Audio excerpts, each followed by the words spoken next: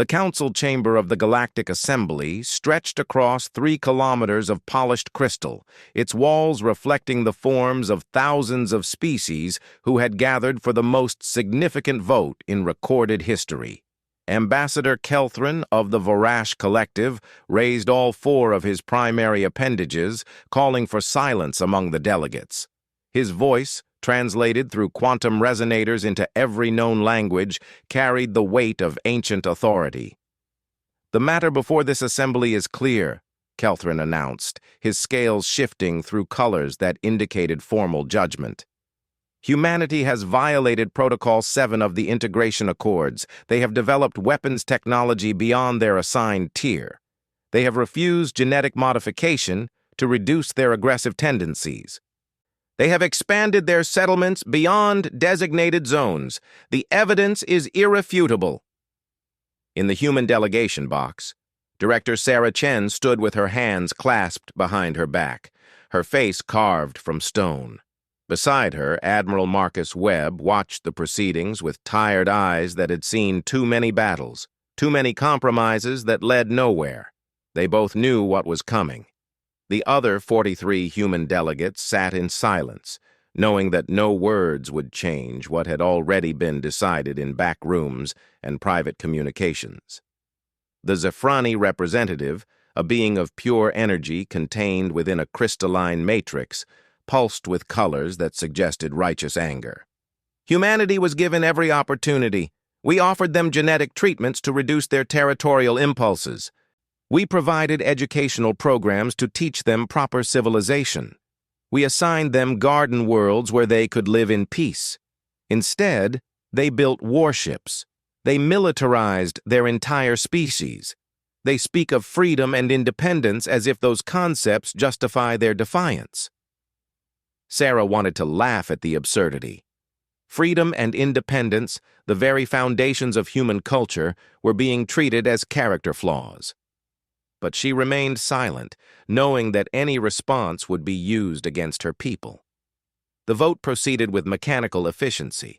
Species after species registered their judgment. Exile, removal, quarantine.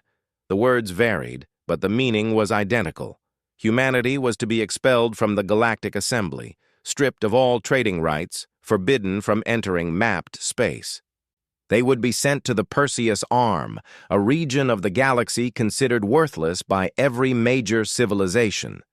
It was an area filled with unstable stars, gravitational anomalies, and worlds that defied easy terraforming. It was a death sentence delivered with bureaucratic politeness. When the final vote was tallied, the result was overwhelming. 4,312 species voted for exile. 7 voted against, 31 abstained. Sarah noted with bitter satisfaction that the 7 dissenting votes came from species that humanity had aided during natural disasters or economic collapses. At least someone remembered. Admiral Webb leaned close to Sarah as the assembly began its formal closure. "They think they're punishing us," he whispered. "They think they're teaching us a lesson about knowing our place." "Let them think that," Sarah replied softly. "Let them believe we're broken." The human evacuation began immediately. 12 billion people spread across 47 worlds had 6 standard months to gather their possessions and board transport ships. The Galactic Assembly provided nothing. No assistance, no supplies, no ships beyond the bare minimum needed to reach the Perseus Arm. Humanity was expected to fail, to come crawling back within a generation, begging for readmission on any terms offered. But the Assembly had made a fundamental miscalculation. They had mistaken humanity's attempts at diplomacy for weakness. They had interpreted cooperation as submission. They had forgotten to study human history, to understand what happened when humanity was pushed into a corner with nothing left to lose. The transport fleet that departed from assembly space was larger than expected.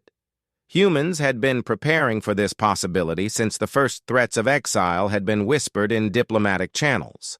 Ships that were supposed to be commercial freighters had been built with military-grade hull plating. Colony vessels carried industrial fabricators disguised as agricultural equipment. What looked like a defeated migration was actually an organized relocation. Captain Amara Okonkwo commanded the lead ship, a massive vessel named Perseverance that carried 500,000 people and enough supplies to establish a functioning colony. She stood on the bridge, watching the stars shift as they entered faster-than-light travel, leaving behind the only home most of these people had ever known. "Course locked for the Perseus Arm," her navigator reported. "Estimated arrival in 47 days. Amara nodded, her mind already working through the countless challenges ahead. The Perseus Arm wasn't just unexplored, it was considered cursed by most galactic civilizations. Ancient warnings spoke of ships that vanished, colonies that went silent, anomalies that defied explanation. But those were just stories, and Amara had learned long ago that stories were usually just fear dressed up as fact. The journey was long and tense. Ship after ship followed in Perseverance's wake, an exodus of humanity leaving behind centuries of attempted integration. On board the vessels, people dealt with exile in different ways. Some mourned for the worlds they were leaving. Others felt relief at finally being free from the constant scrutiny and judgment of the assembly. Many simply focused on survival, knowing that the real test lay ahead. Dr. James Yamamoto, chief scientist of the expedition, spent his time analyzing data about the Perseus Arm. What he found was simultaneously troubling and exciting. The region was rich in heavy elements, far more than standard stellar models predicted. Several star systems showed signs of ancient megastructures, suggesting that someone had lived there long ago. Most intriguing were the readings that suggested stable wormholes, natural passages through space-time that could revolutionize travel. "We've been sent to paradise," James told the Expedition Council during one of their meetings. "The Assembly doesn't know what they've given us." "This region is rich beyond anything they're currently exploiting." Sarah, who had been elected to lead the overall colonization effort, studied the data with careful attention. Then why did previous expeditions fail? Why do the galactic civilizations avoid this area? "Because they were looking for garden worlds," James replied. "They wanted planets they could walk on without suits, with breathable atmospheres and comfortable gravity. The Perseus Arm doesn't have many of those. But what it does have are resources. With our technology, we don't need perfect planets. We need raw materials, energy sources, and space to build. This region gives us all of that." The council debated long into the night, planning their strategy.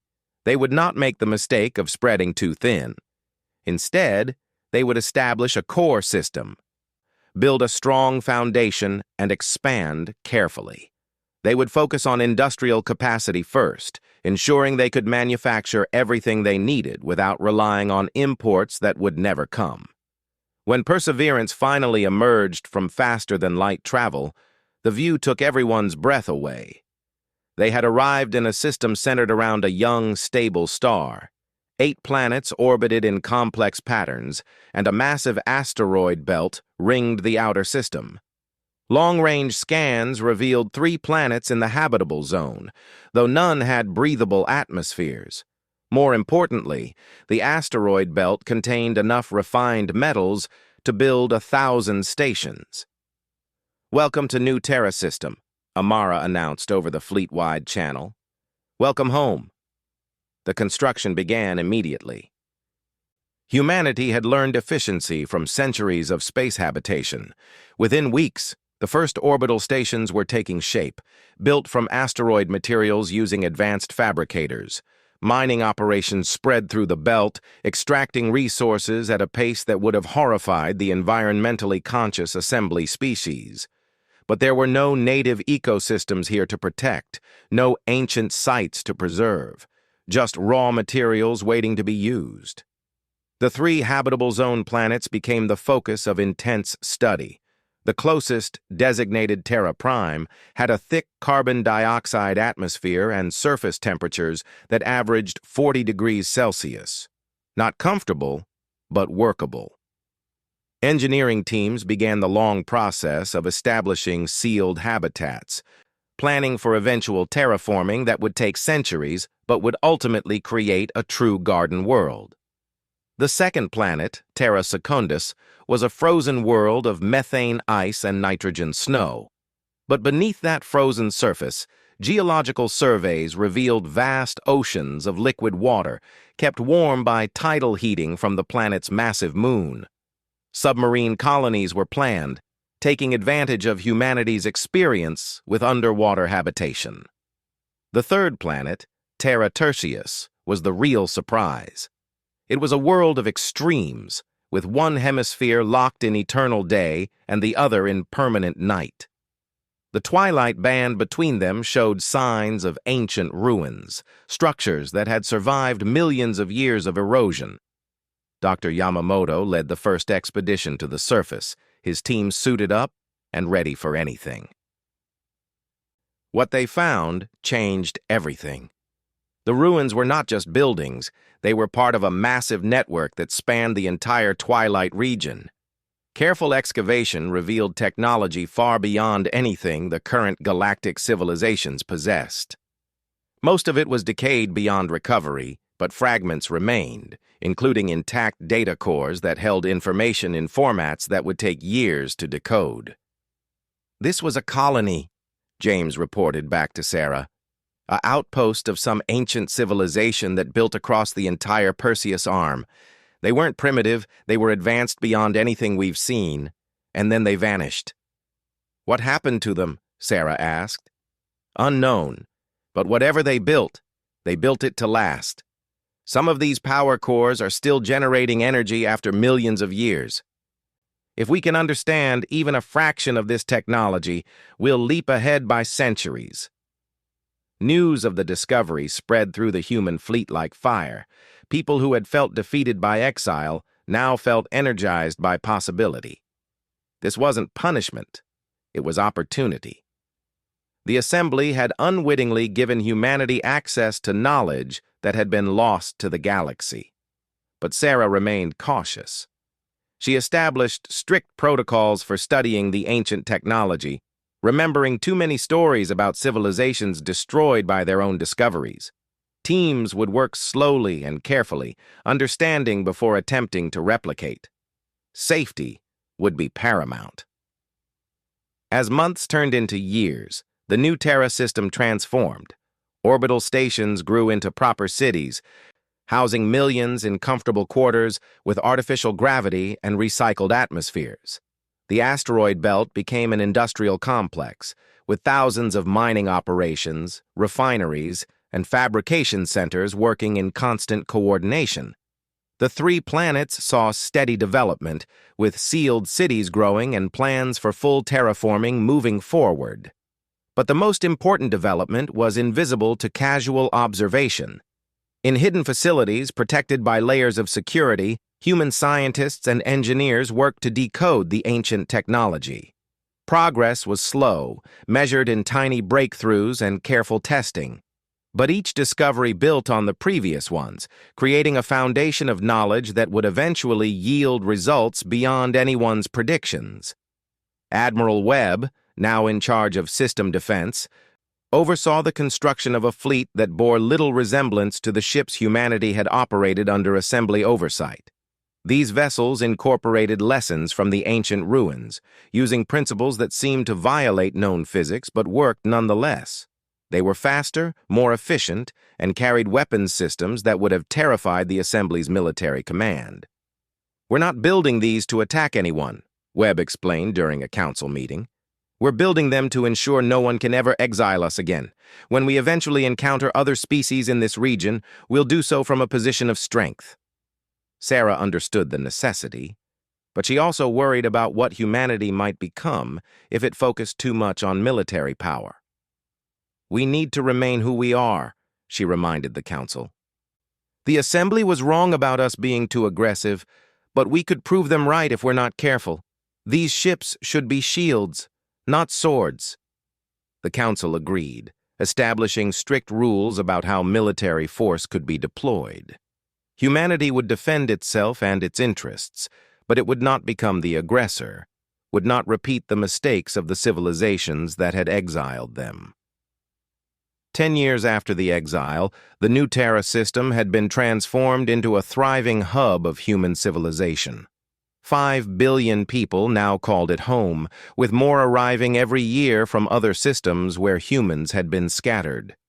The 3 planets were well on their way to full development, and the orbital infrastructure rivaled anything in assembly space. But humanity's growth wasn't limited to one system. Scout ships had been exploring the Perseus arm, mapping stars and cataloging resources. They found dozens of systems suitable for colonization, each offering different opportunities, and they found more ruins, remnants of the ancient civilizations scattered across hundreds of light years. The picture that emerged was staggering. The ancient builders had created an empire spanning a significant portion of the galaxy, using technology that made current faster-than-light travel look primitive. They had harvested stars for energy, built artificial worlds to their specifications, and mastered sciences that modern civilizations had only theorized about. Then, for reasons still unclear, they had vanished, leaving behind only their abandoned works. Humanity began claiming these systems, establishing colonies and research stations. Each new settlement added to their strength, their knowledge, their determination to never be vulnerable again. The exile that was meant to destroy them had instead unleashed their potential. In the Galactic Assembly, humanity's exile was considered a closed matter. The human delegation had departed, the quarantine zones were established, and everyone moved on to other concerns. A few species occasionally wondered what had happened to humanity, whether they had survived in the harsh Perseus arm or had perished as expected. But these were idle thoughts, quickly forgotten amid the Assembly's endless political maneuvering. No one in the Assembly suspected that in the region they had dismissed as worthless, humanity was building something unprecedented, a civilization that would one day return to galactic society, not as supplicants begging for acceptance, but as a power that could not be ignored or denied. 50 years had passed since the exile, and the Perseus arm had become humanity's domain. What started as a single system had expanded into a network of 73 colonized star systems, each contributing to an economy that rivaled the output of entire assembly sectors. But this growth had come with challenges that tested humanity's unity and resolve. Dr. Elena Vasquez stood in the research cathedral on Terra Prime, surrounded by holographic displays showing the latest breakthrough in ancient technology translation. At 73 years old, she had dedicated her entire adult life to understanding the Builders, the mysterious civilization that had once dominated this region. Today, she was about to present findings that would change everything humanity thought they knew about galactic history. The Builders didn't vanish, Elena explained to the assembled council of scientists and political leaders. They transcended. Our translations of their final records indicate they achieved a form of existence beyond physical matter. They uploaded themselves into structures they built within the fabric of space-time itself. Chancellor David Park, who had succeeded Sarah Chen after her retirement, leaned forward with intense interest. Are these structures still accessible? Can we communicate with them? We don't know yet, Elena admitted. But the important discovery is this. The Builders left behind a complete blueprint of their technology. Not just fragments or hints, but actual construction documents of mathematical frameworks and scientific principles. They wanted whoever came after them to have access to their knowledge. It was intentional, a gift to future civilizations. The implications were staggering. For 50 years, humanity had been slowly reverse engineering ancient technology, making progress through trial and error. Now they had access to the source material, the complete scientific foundation that had allowed the Builders to achieve wonders. It would still take decades to fully understand and implement, but the path forward was clear. Commander Rachel Torres, head of the Exploration Corps, added her own report. Our long-range probes have mapped approximately 60% of the Perseus arm. We found evidence that the builders established major installations in at least 3,000 star systems. Most are ruined beyond recovery, but hundreds show signs of intact technology. We also discovered something else. We're not alone out here. The room fell silent. Until now, humanity had encountered no other intelligent species in the Perseus arm. The region had seemed abandoned, empty except for ancient ruins and uninhabited worlds. 3 weeks ago, the scout ship Horizon made contact with a species calling themselves the Krell, Rachel continued. They're semi-aquatic, highly intelligent, and they've been hiding in this region for approximately 800 years. They fled here to escape persecution by the Assembly, just like we did. Chancellor Park processed this information carefully. What is their technological level? Their population? Their intentions?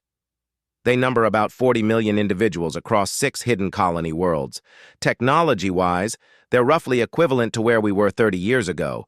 They've been surviving barely by scavenging ancient ruins and avoiding detection. When they learned about humanity, they were terrified at first. They thought we were an Assembly invasion force. Once we convinced them otherwise, they were eager to establish contact. The discovery of the Krell changed humanity's perspective.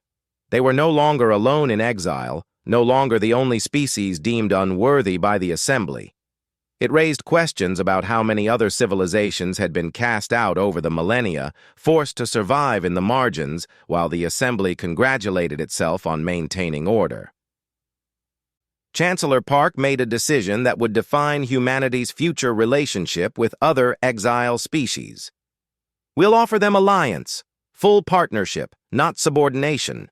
We share technology, resources, and protection. If the Assembly has created a community of the rejected, then we'll build something stronger than they ever imagined. The Krell Alliance was formalized within months. The semi-aquatic species brought their own strengths to the partnership, including expertise in deep-sea colonization and biological engineering that complemented humanity's industrial and military capabilities. More importantly, they brought information about other exile species scattered throughout the galactic margins. Over the next decade, humanity and the Krell reached out to these lost civilizations. The Quillari, avian beings exiled for refusing to abandon their predatory nature. The Drexen, insectoid colony organisms exiled for their rapid reproduction rates. The Sophon, silicon-based life forms exiled because they couldn't be genetically modified. The Yanari, shapeshifters exiled because the Assembly found them unsettling. Each species had their own story of rejection, their own reasons for being deemed unsuitable for civilized society. The Perseus Confederation formed gradually, an alliance of exile species that pooled their resources and knowledge. Humanity took a leadership role not through force, but through economic and technological strength. The industrial base built over 50 years became the foundation for rapid development across all member species.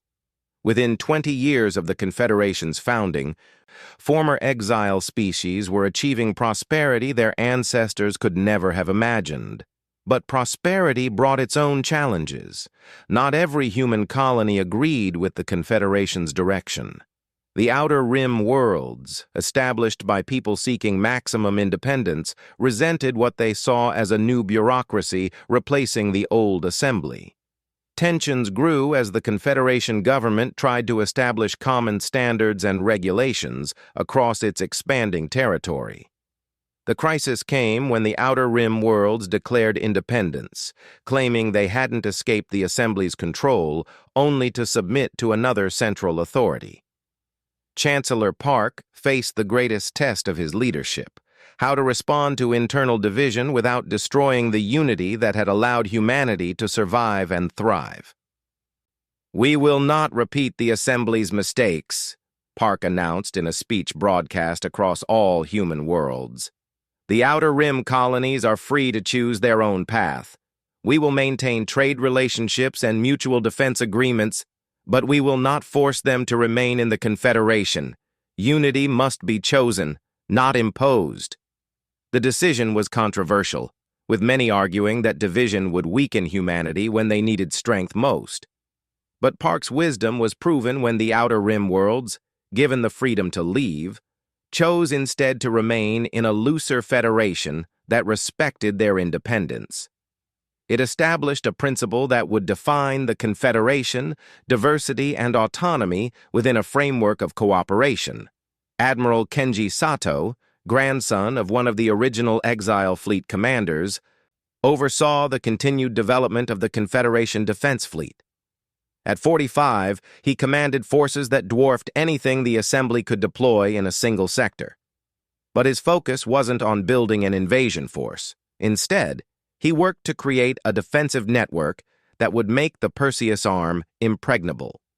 "We're building fortress worlds," Kenji explained during a strategic planning session. "Every major colony will have orbital defense platforms using builder technology. We're establishing sensor networks that will detect any approaching fleet weeks before they arrive, and we're developing weapon systems that will give us overwhelming advantages in any defensive action." His second-in-command, a Krell officer named Thars, added his own perspective. "We must also consider that the Assembly may not be our only potential threat. The galaxy is vast, and we've explored only a fraction of it. There may be other powers we haven't encountered yet." The comment proved prescient when, 75 years after the exile, humanity's long-range exploration vessels discovered something that changed their understanding of galactic politics. Beyond the Perseus Arm, in a region even more remote than humanity's territory, they found the remnants of another advanced civilization, one that had been destroyed in a war so devastating that entire star systems had been sterilized. The archaeological evidence painted a terrifying picture. This civilization, the ancestors as the research team called them, had been contemporary with the builders. They had achieved similar technological levels, created their own network of colonies and megastructures. Then they had encountered something hostile, something so dangerous that even their advanced defenses had failed. The war had lasted centuries and ended with both sides apparently destroyed. Dr. Michael Chen, lead archaeologist on the expedition, transmitted his findings back to the Confederation with urgent priority. Whatever destroyed the ancestors might still be out there. The timelines are difficult to establish precisely, but the most recent damage we've found is no more than 50,000 years old. That's nothing on galactic timescales. The discovery sent shockwaves through the Confederation's leadership. They had been so focused on the threat from the Assembly that they hadn't considered dangers from other directions. Emergency meetings were convened, defense budgets were increased, and exploration protocols were revised to emphasize caution and early warning. But the discovery also accelerated the Confederation's technological development. The ancestor ruins, while more damaged than builder sites, contained different technologies, alternative approaches to problems humanity had been struggling with. By studying both civilizations, Confederation scientists began making breakthroughs that neither ancient species had achieved individually. The most significant breakthrough came in the field of faster-than-light travel. Both the builders and the ancestors had used similar methods, folding space to allow ships to traverse vast distances. But by combining principles from both civilizations, human scientists developed something new: quantum corridor transit, a method that was 10 times faster than standard faster-than-light drives and used a fraction of the energy. The first ship equipped with quantum corridor drives, the Pathfinder, made a test journey that should have taken 3 months. It returned in 9 days. The implications were revolutionary. The galaxy, which had seemed so vast and difficult to traverse, suddenly became much smaller. The Confederation could now explore further, respond to threats faster, and maintain contact with distant colonies far more easily. As humanity approached the 100-year anniversary of their exile, the Confederation had grown into a major power. Over 300 star systems fell under their control or influence. The population had grown to 75 billion across all species, with humans still the majority but increasingly integrated with their alien partners. The industrial output of the Confederation exceeded that of any single assembly member species. Yet for all this growth and success, the Confederation maintained a policy of isolation from the assembly. No official contact had been made, no messages sent. As far as the assembly knew, humanity had either died in the Perseus arm or was barely surviving. The Confederation's leadership preferred to keep it that way, building strength in secret until they were ready to reveal themselves on their own terms. That policy was tested when a Confederation scout ship encountered an assembly exploration vessel at the edge of mapped space. The assembly ship was conducting surveys in a region they considered unclaimed, unaware they were actually at the border of Confederation territory. Captain Lisa Wu, commanding the scout ship Vigilant, faced an immediate decision. She could destroy the assembly vessel, preventing them from reporting the Confederation's existence. She could capture them, but that would eventually lead to questions and searches. Or she could let them go and accept that first contact would happen before the Confederation was fully prepared. Lisa chose a fourth option. She approached the assembly vessel with weapons powered down and opened a communication channel. "Assembly vessel, you have entered the territory of the Perseus Confederation. This region is claimed and defended. We mean you no harm, but we require that you depart immediately and report this encounter accurately to your superiors." The assembly captain, a Zephrani named Kelthos, responded with confusion and disbelief. "Perseus Confederation? There are no recognized polities in this region. Who are you?" "We are the descendants of exiled species who have built a new civilization beyond the assembly's reach. Tell your superiors that the exiles did not perish. We survived, we thrived, and we claim this territory as our own. Any attempt to enter our space without permission will be considered an act of war." Lisa transmitted a data package containing carefully selected information. Maps showing the extent of Confederation territory, military strength estimates that were intimidating but not fully accurate, and a clear message that the Confederation wanted peaceful coexistence but would defend its sovereignty absolutely. The assembly vessel departed without incident. But everyone in the Confederation knew what would come next. The assembly would debate, investigate, and eventually send an official diplomatic mission. The century of isolation was ending. Humanity and its allies would soon face the civilization that had rejected them, but this time from a position of strength rather than weakness. Chancellor Park addressed the Confederation in a speech that was broadcast to every settled world. "For 100 years we have built something remarkable in this region that others called worthless. We have created a society that values all species, that rejects the hierarchies and prejudices of the assembly. Now they know we exist, and they will come to investigate. When they arrive, they will find not the defeated exiles they expected, but a power that rivals their own. We will negotiate from strength, defend our territory without apology, and show the galaxy that there is an alternative to the assembly's way." The speech was met with mixed reactions. Some celebrated the upcoming confrontation, eager to prove to the assembly that exile had been a mistake. Others worried about potential conflict, remembering the military might the assembly could deploy if it felt threatened. But most simply felt ready, confident that whatever came next, the Confederation could handle it. In the assembly halls, the report from Captain Kelthos created chaos.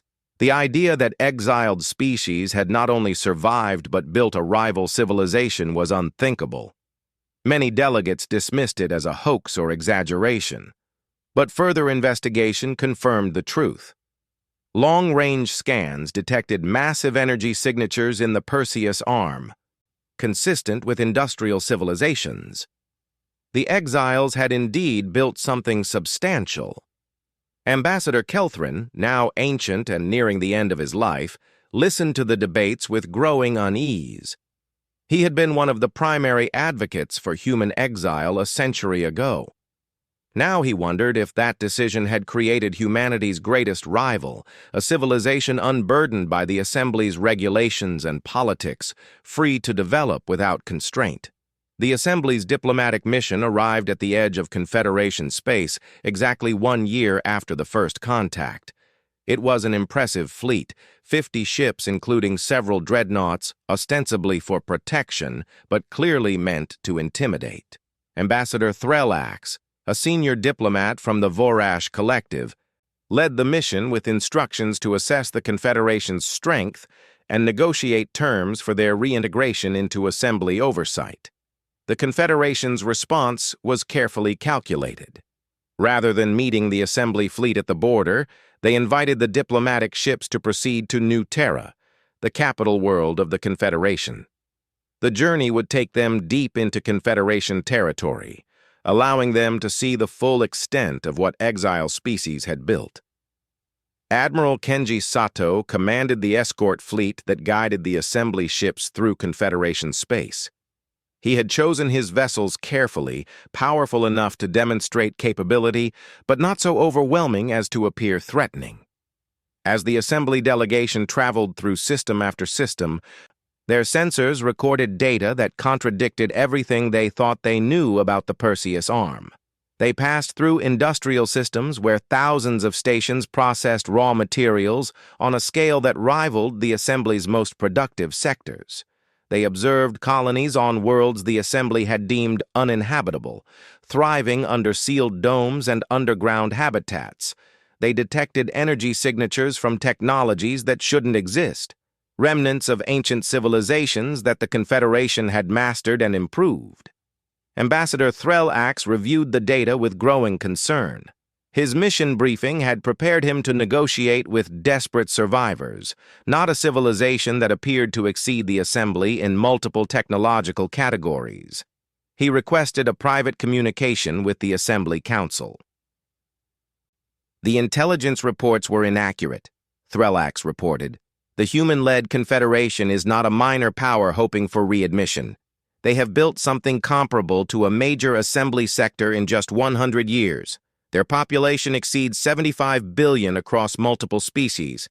Their industrial capacity is extraordinary, and their technology, particularly in propulsion and energy generation, appears to surpass our own in several areas. The Assembly Council members, listening from across the galaxy, struggled to accept this information. How could exiled species, denied access to Assembly resources and knowledge, have achieved so much?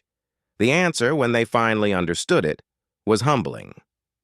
The very isolation that was meant to punish the exiles had freed them from the Assembly's conservative restrictions on technological development and social organization. When the diplomatic mission finally reached New Terra, they found a world transformed. The planet that had been a frozen wasteland a century ago was now a thriving capital, its surface dotted with sprawling cities under atmospheric domes. Orbital space was crowded with stations, shipyards, and defense platforms. The planet's population alone exceeded 15 billion, making it one of the most densely populated worlds in known space. Chancellor Dmitry Volkov, who had succeeded David Park 3 years earlier, greeted the Assembly delegation with careful courtesy. At 57, Volkov was a career diplomat who had spent decades preparing for this moment. He had no illusions about the Assembly's intentions. They had come to reassert control, to bring the Confederation back into their hierarchy. His job was to make clear that such control would never be accepted. The negotiations took place in the Grand Hall, a structure built from materials salvaged from ancient builder facilities. Its walls displayed holographic images of Confederation achievements, from first colonies to current megastructures. The message was subtle but clear. Look what we accomplished without you. The Assembly extends its greetings to the survivors of the Perseus exile. Threllax began, using formal diplomatic language. "We acknowledge that you have achieved more than anticipated. The Assembly is prepared to discuss terms for your reintegration into civilized space, with appropriate protections and support to ensure your continued development under proper guidance." Chancellor Volkov allowed himself a small smile. "Ambassador Threllax, I believe there has been a fundamental misunderstanding. The Confederation is not seeking reintegration into the Assembly. We are not supplicants hoping for forgiveness. We are an independent civilization extending an offer of diplomatic relations between equals." The Assembly delegates reacted with visible shock. Equals? The concept was absurd. The Assembly represented thousands of species with tens of thousands of years of continuous civilization. The Confederation was barely a century old, composed of species that had been judged unsuitable for Assembly membership. Threllax recovered his composure quickly. "Chancellor Volkov, the Assembly respects your achievements. However, the reality of galactic politics requires recognition of established hierarchies. The Assembly cannot simply accept the emergence of a rival power in what has traditionally been considered unclaimed space." "Then perhaps the Assembly needs to adjust its understanding of galactic politics," Volkov replied calmly. "The Perseus arm is no longer unclaimed. The Confederation has established sovereignty over 300 star systems, with more being developed every year. We have a population that grows by billions annually. We have military capabilities that make any attempt at forced reintegration prohibitively costly. And most importantly, we have no desire to submit to the same organization that exiled our ancestors for refusing to surrender their fundamental nature." The negotiations continued for weeks, with both sides probing for advantages and weaknesses.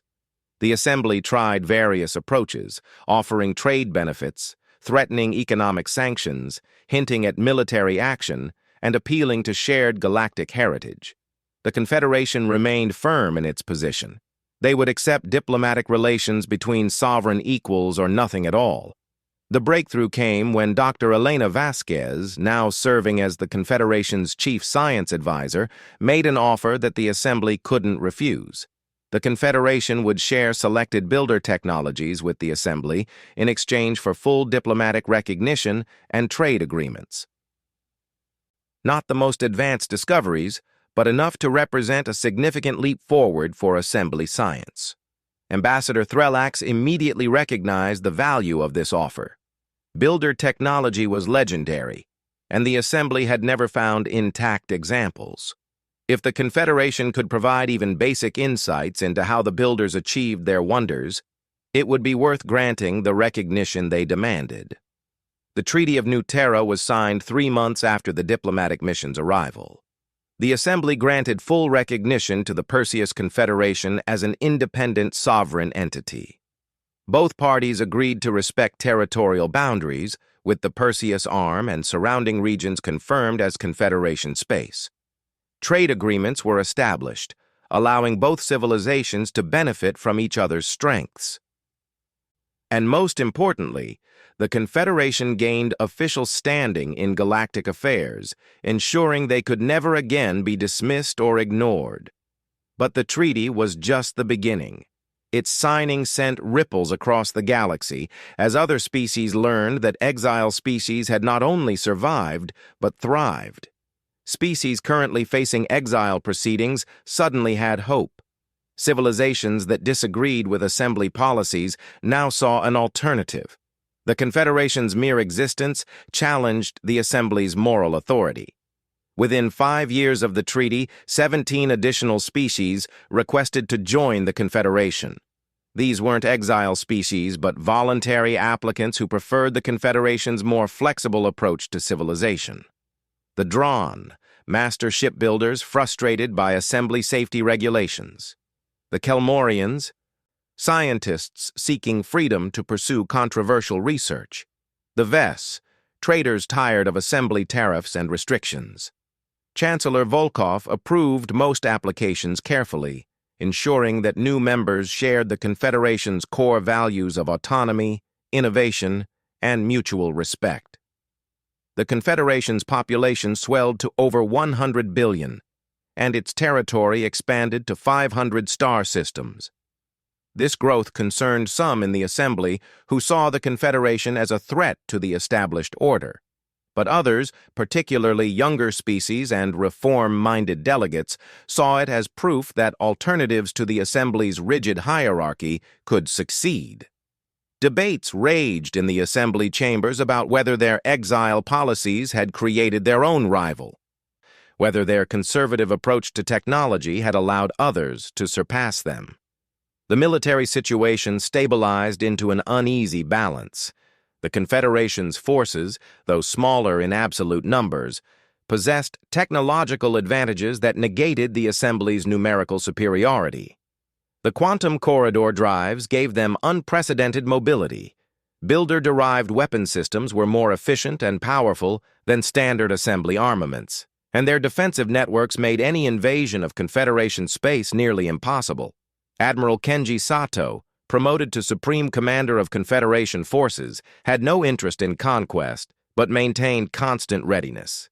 His philosophy was simple: peace through strength.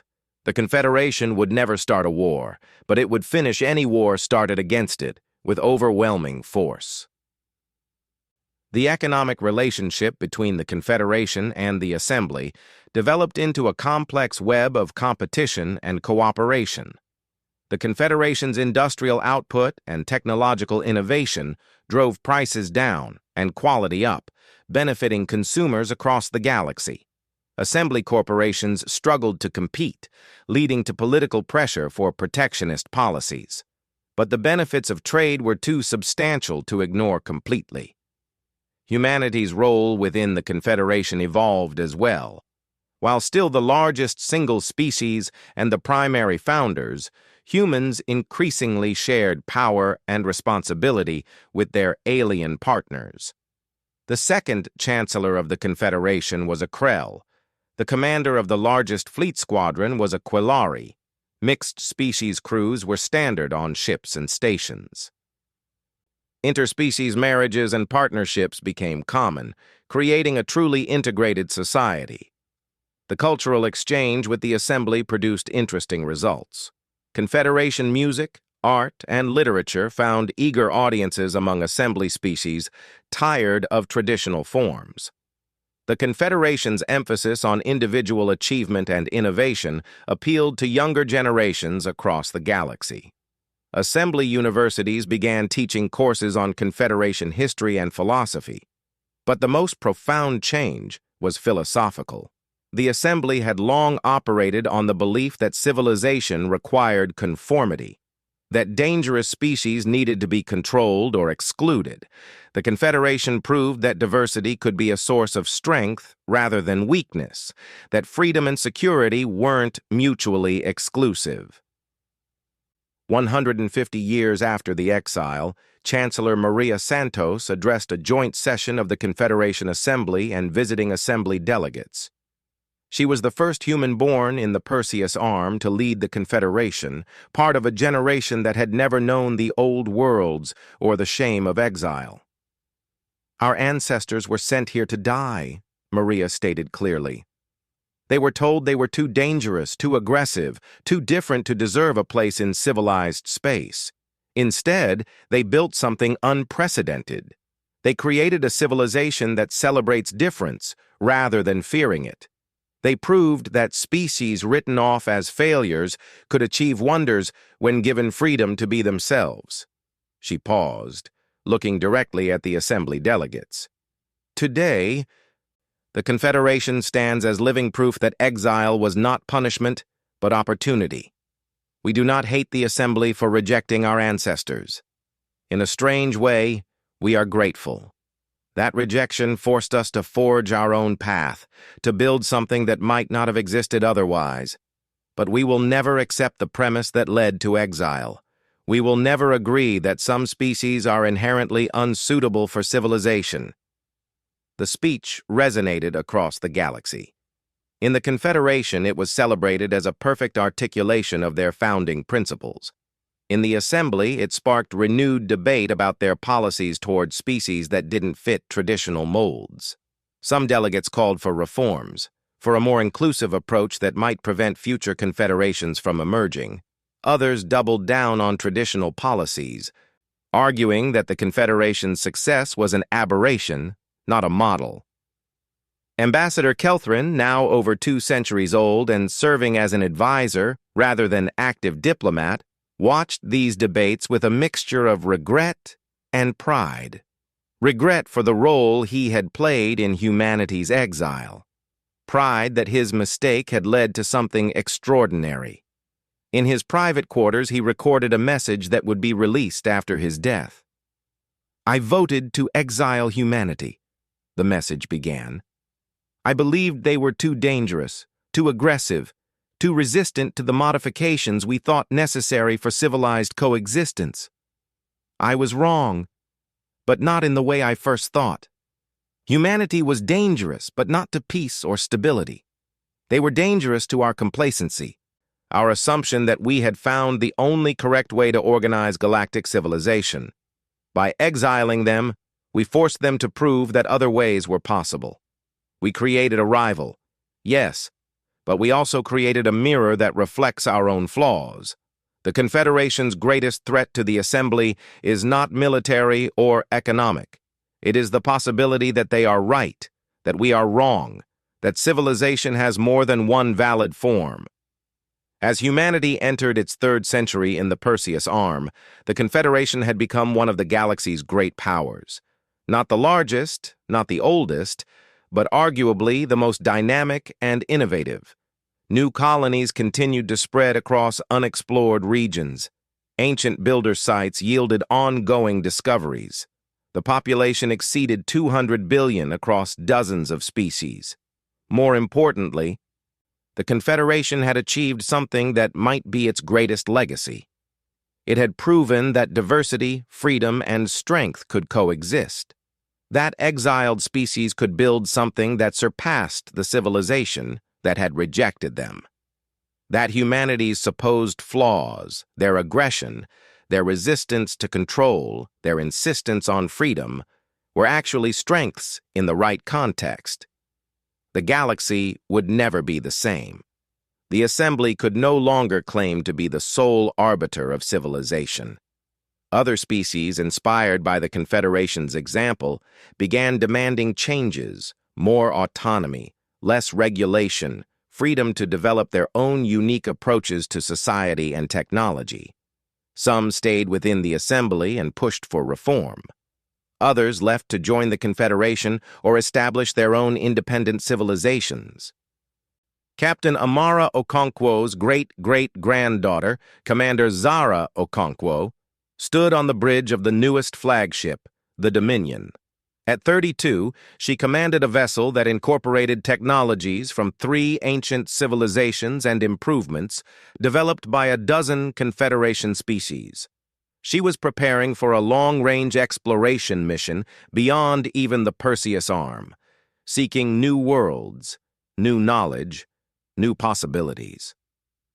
"Final systems check," Zara ordered, watching her mixed-species crew work with practiced efficiency. Humans, Krell, Quillari, Drexen, and others working together toward a common goal. This was the future her ancestors had fought to create. As Dominion prepared to depart, Zara reflected on the journey that had brought humanity to this point. From exile to empire, from outcast to overlord, from rejected to respected. But more than external achievements, humanity had proven something essential about their nature. When pushed to the edge, when forced to survive against all odds, they didn't just endure, they thrived. The galaxy had tried to overlook humanity, to exile them to a region considered worthless, to erase them from galactic affairs. Instead, humanity had forged a dominion that now commanded the galaxy's attention and respect. Not through conquest or intimidation, but through achievement, innovation, and an unwavering refusal to accept anyone else's limitations on what they could become. As Dominion jumped to faster-than-light speed, leaving behind the now familiar territories of the Confederation, Zara smiled. Her ancestors had been exiled to die. Instead, They had built an empire. And now, that empire was ready to expand even further, carrying humanity's spirit of resilience, innovation, and determined independence to the farthest reaches of the galaxy. The exile that was meant to end humanity's story had instead begun the greatest chapter yet.